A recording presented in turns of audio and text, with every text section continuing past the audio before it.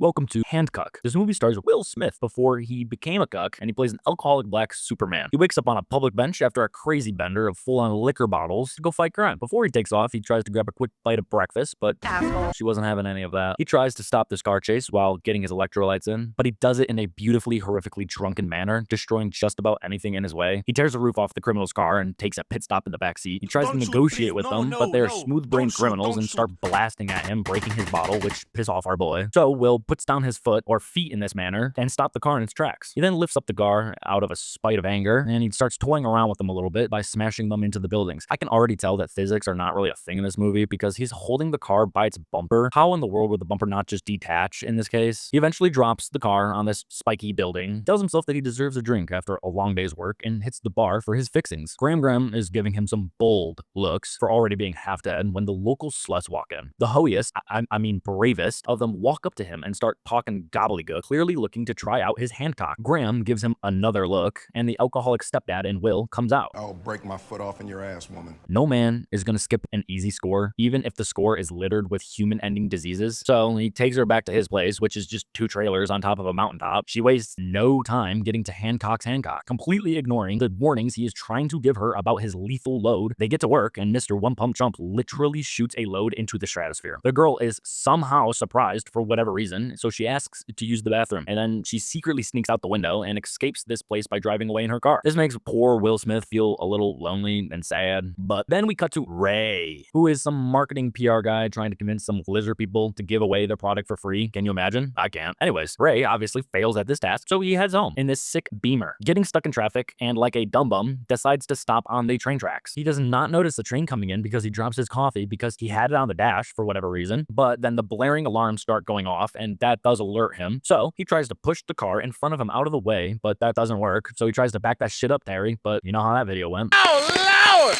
What you doing, Terry? His brain starts to work, so he tries to get out of his car, but in classic BMW fashion, the door handle is broken. He finally gets it open, but then he can't get his seatbelt off, so bro just kind of accepts his fate. Maybe life just isn't for him. But Hancock shows up, chucking him and his car out of the way and just face tanks the train, but he does save Ray. The people gather a mob to complain about all the destruction he just caused, giving pretty valid reasons, like you could have just picked up the car and flown away with it. Ray steps in and stops the berating of Hancock and brings to attention the fact that he is still alive because of him. I do want to point out, yes, maybe Ray is alive, but you cannot convince me that there's not someone that's smashed under one of those containers. And on top of that, what the fuck would have happened to the train conductor? Guess that doesn't matter. Ray says thank you and then asks for a lift back home because he's now out of a car. So Ray, without clarifying how he wants to get home, Hancock brings him and his car back home by dropping it and destroying it even more. He meets Ray's kid, A.A. Ron, and his baddie with a fatty wife. He gets invited in for some spaghetti and meatballs. Mary doesn't really fuck with the idea of him joining them for dinner, but Ray insists. He comes in, they have dinner, but Hancock is using his trucking words around the little boy, and Mary does not let that shit slide. Will continues to be a drunken baby and leaves, but Ray stops him to thank him again for saving him so ungracefully, but saving his booty cheeks. Ray tells him what he does for a living and wants to help people change their minds about Will, an idea that Will doesn't really care about, but Ray gives him his card anyways and tells him to think about it. Dude takes off, and right before they hit the bed, Mary tells Ray about her concerns with the idea, and Ray should stay away from him. But he goes, if I can't change the world for the better, maybe I can at least change him, and he can make a difference. Will hears all of this because he's eavesdropping from the top of the roof. We cut to him waking up at his place holding a little box thing, thinking about what Ray said. What's in the fucking box? These nuts. Oh! He decides to go back and take Ray up on his offer. When he arrives, he absolutely destroys the street where he lands, while some kids are playing around the street when this weenie calls him an asshole. Turns out the kid is A.A. Ron's bully, and asshole is a trigger for Will. The stupid kid will not stop calling him asshole, so Will launches the kid into space and catches him on his way back down. Just saying right here, there's absolutely no way this kid would not have died from whiplash alone, or at least be a wet noodle from every bone in his body being broken, or the skin would have been disintegrated from the speed that kid was moving. Whatever. Will and Ray get talking about the internet and how being any bit of good is nullified by him being an asshole by the way he uses his heroics. Ray tells him that he wants to turn him into a lovable superhero. He starts showing him comics as examples and going, you see this? What you think?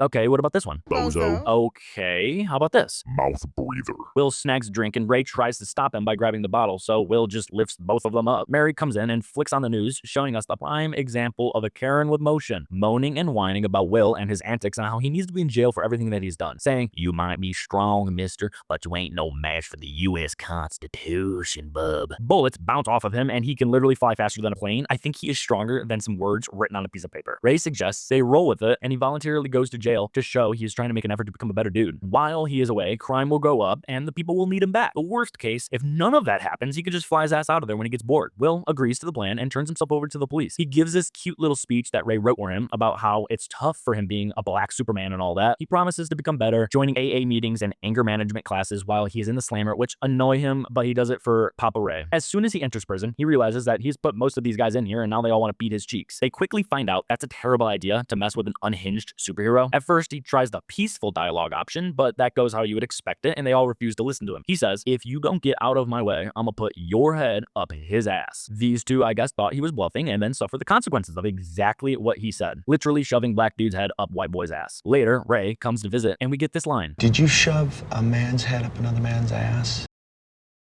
Ray tells him the sentence might take up to 8 years. Will does not like that noise, so he decides to leave, but Ray stops him, calling him a coward and to not be a weenie running away from his calling. Just trust the process and blah, blah, blah, blah. Eventually, crime will skyrocket and they will heed his calling. So Will agrees to stay and chill out in prison, attending his mental defective meetings. He does a little character work, working with Ray, with him giving tips like land softer, stop breaking shit, be nice, and whatever. He sort of improves and starts talking at the meetings. I'm Hancock and I drink and stuff.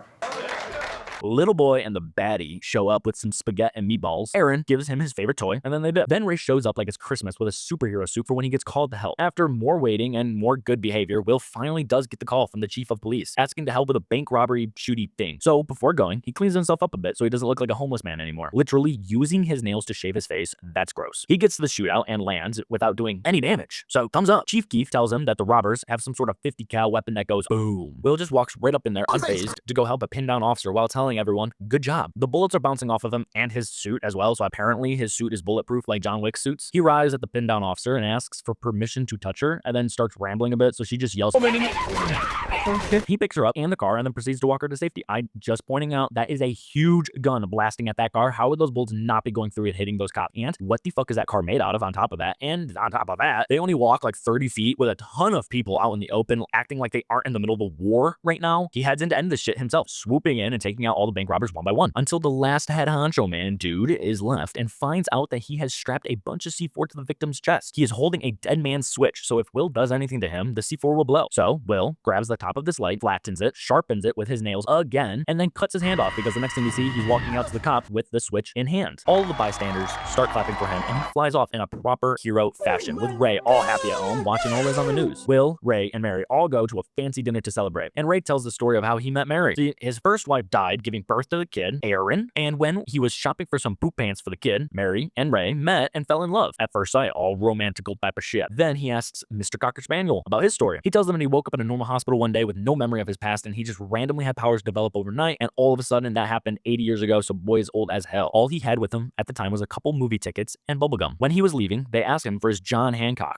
which is a term for a signature, but he thought that was his name, and boom, that's why his name is Hancock. The saddest thing to him was that there was no one there to claim him. Hearing this story makes Mary cry and start acting a little fishy, because why the hell would you stare at another man like this when you have your husband right next to you? She says sorry to him, and he goes, "Don't let my sleep up." Once the night is over, Cocker Spaniel takes Ray up to his bed because he's a drunken mess, and Ray gives him some lovely words like, "Don't worry, dog, you gonna do great and you gonna fix all this shit." He tucks him in, and then he goes down to say goodbye to Mary, but she notices a bruise on his hand, and for that, he kisses her, and she kisses him back, and then proceeds to chuck him through a fucking wall. Mary flies over in the street while he is still trying to process what the actual fuck just happened to him. Mary says, "If Ray finds out about me, your cheeks are grass." Next morning, Ray wakes up with a hole in his house and his fridge planted in someone's backseat. He's like, "What the fuck?" And Mary goes, "Handjob sneezed, and this is the aftermath." She gives him brekkie and tries to convince him to take a spur of the moment vacation across the fucking planet. Then Black Superman shows up, and Mary goes, "Thank you for chewing out our fridge into the road." He says, "Yeah." I'm sorry, I'm allergic to bullshit. Then Ray gets an important phone call, and he answers it by pressing the number 5. What type of fucking phone is that? It's an important business call about hand glock. Will is testing out Mary's bullshit meter by stabbing her and smashing shit all over her her head while Ray's distracted on the call. He tells her that they need to talk about all the shit that's going on and forces her to meet her at his place later that day. She ends up driving out there for some reason and not flying. And for whatever reason, she arrives all dressed up, tits out, eyeliner on, looking all hot. Like, bro, like, you're not coming out here for a goth sex tape. She makes a deal with him to where he can ask whatever he wants and she will answer honestly. He just has to leave and never come back when they are done. Will agrees and starts asking a bunch of questions to find out that they are the same but opposites in a way, and that they have been called a bunch of different names over the years: gods, angels, and now heroes. She does say that they are the last two of their kind because everyone else kicked the can, and then she tries to convince him that they are siblings. He says, that's a lie. Sisters do not kiss back the way you did. We aren't in the South. Their deal's off. Let's see what Ray says about all this. And then he takes off. And then she goes and chases him. They start fighting all the way over to the city. While that's going on, Ray is having a very important meeting about Mr. Will I Am. But he is really using this as an opportunity to restart his brand, All Hearts. And now he gets to force them to just listen to him. Literally no one in this room cares about his startup and they all just want to talk about handjob. While the two gods are still going at it outside, they're now fighting by the Hollywood Boulevard. She keeps saying all this batshit crazy stuff about how it always ends the same way and that she's dealt with him for thousands of years, but he literally has absolutely no idea what she's talking about. She says that she's finally happy and just wants him to leave her alone. He's like, I don't know what the fuck you're talking about, crazy lady. Turns out crazy is her trigger word. Call me crazy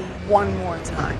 Cuckoo. So she decides to start the end of fucking days storm behind him and then plays whack-a-mole with a cement truck. Now, it's really turned into a full-on battle of the fisticuffs with tornadoes and shit. The people around them are panicking and looking at this. I cannot imagine how many normal people just got swept up into this tornado. Like, good job, guys. While fighting through the air, they end up blasting through the room that Ray's giving his pitch. They land nearby, yelling about how much she hates him. And he says, I'm sorry for whatever I did to you. And you're the most beautiful thing I've ever seen.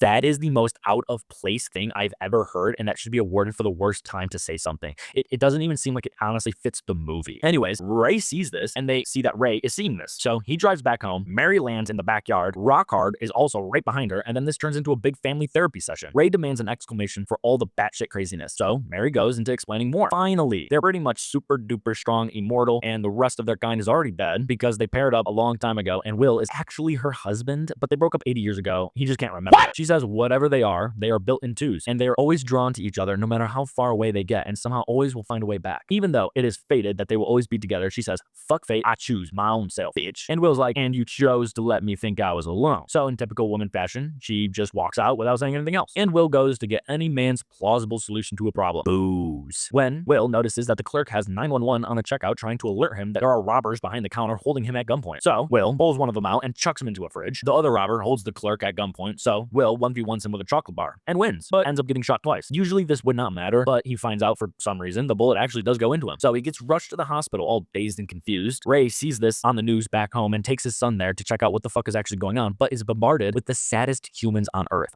I'm just saying, any paparazzi or news people are not humans. They are the most shameless things on this planet. He sees that Mary's already there talking to Will, explaining more shit to him that she could have just said way earlier in this film. She tells him that he is becoming mortal again because they are so close to each other. It's just never really happened this fast. This happens to them so that they have a chance to live a normal life like humans. The farther he is away from her, the stronger he will be, and he won't die. She starts pointing out all the scars on his body like a star map, naming all the times and places that he had received the injuries, and it was always to protect her. She sounds like the problem here. The last time he tried to protect her was 80 years ago when they were heading to see a movie, but got jumped and got his ass beat so badly that when he woke up in the hospital, he had forgotten who she was. She thought that the best thing to do for him was to leave him so he could get strong again and that he could keep saving people like he's always wanted to do, and so that she could stop suffering watching the man that she loves get his ass beat time and time again. She says that every time they were together, they come after him through her. So she left him that last time to protect both of them. You dig? While she's explaining all of that, the butthole men from before show up because they're here to shoot and kill Will. She decides to use herself as a bullet sponge and catches the shots for him. Then he yeets his bet at the former human centipede, who met the now one-handed goatee boy bank robber guy while in prison, who convinced them to break out and kill Will for what he had done. Hancock fights back by throwing asshole guy out the window while the doctors are tending to Mary. He wastes so much time fighting the other guys by throwing them into walls and whatnot when he could have just chucked them all out of the window the same way. He gets stabbed in the back, and Mary feels this because they are now connected. Mary is now flailing around every hit. Will starts to get choked out, and Mary feels this as well. He grabs him by the balls and chucks him out the window, but Mr. Goatee Man shows up and starts shooting at Will, talking mad shit. The shots are synced to when they are trying to resuscitate Mary, which I think is why Will is able to stay alive in this part for as long as he is, because he gets shot and then they resuscitate Mary and blah, blah, blah, blah, blah, back and over again. But eventually he does fall to the guy's feet, who keeps haunting him and is getting ready to kill him, when Ray shows up with an axe and cuts off his other arm and then finishes him off. Will lays there for a second looking kind of dead, but then he gets up and limps over to the nearest window and just yeets himself out that bitch. Mary's heart monitor starts to beat. He tries to fly away, but he's too weak, so he gets a couple jumps in to gain some distance, and with every jump, he's getting stronger. Until he gets far enough away, he can finally take off, and Mary's heart starts to come back. Then we skip forward a month. Everyone is okay, and Ray has come to the fact that his wife is old as shit and not human, but is happy with the fact that she has chosen him over Will. Will has stayed away so he can keep his powers and protect both of them and other people. He gives Ray a call and tells him to look up at the sky for a surprise. It's the all heart symbol stamped onto the moon for a gift. And Ray goes, "Can I get in trouble for that?" I give this movie one hotel cuck chair out of the throne from Game of Thrones. Thank you for watching.